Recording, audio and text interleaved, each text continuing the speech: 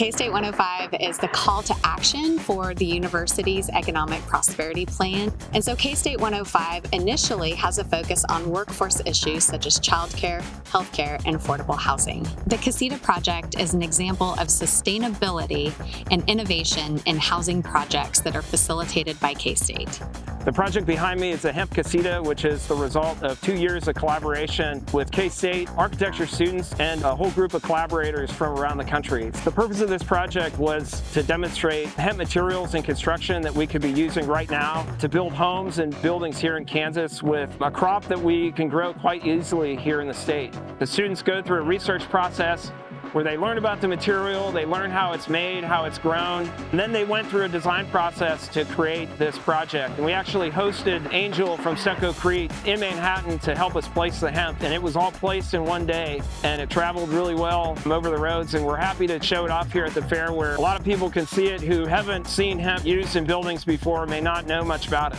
Agricultural hemp is a rapidly renewable resource, and Midwest Hemp Technology buys directly from farmers, and we process it here in Augusta into herd, fiber, and high-protein food. Troy actually reached out to Professor Gibson because we read an article about how he was trying to build net zero homes in rural communities, and we asked him if he would consider working with Hempcrete, and he was really excited. So the Spring 23 class at K-State School of Architecture and Design built a whole hemp casita, which included hemp wood flooring, hemp wool insulation in the walls, as well as Hempcrete with herd from Midwest Hemp Technology.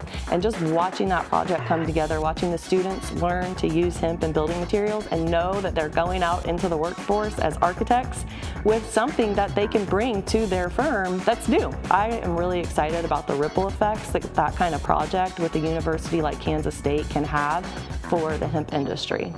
We have been growers and processors since 2019. We did grant-funded research through the Kansas Hemp Consortium. We studied different genetics. We studied different planting techniques, time of year, really trying to understand that you're not just going to open a processing facility in agricultural hemp. You have to have the grower base that's going to support it. So you're trying to build the supply side, and you're also trying to build the demand. You're trying to create the markets for agricultural hemp products at the same time. Earlier this year, we had some shares to sell, and we approached Entrepreneurial Growth Ventures about getting involved. Just like anything we do with hemp, it takes some education to understand how we're different than a cannabinoid operation, what agricultural hemp is, and who you would sell it to. And so we just started that conversation, and they get it. You know, they see that this could be a boom to producers and farmers across the state looking for a new rotation crop and a new funding source. So their support has been really important to Midwest Hemp Technology.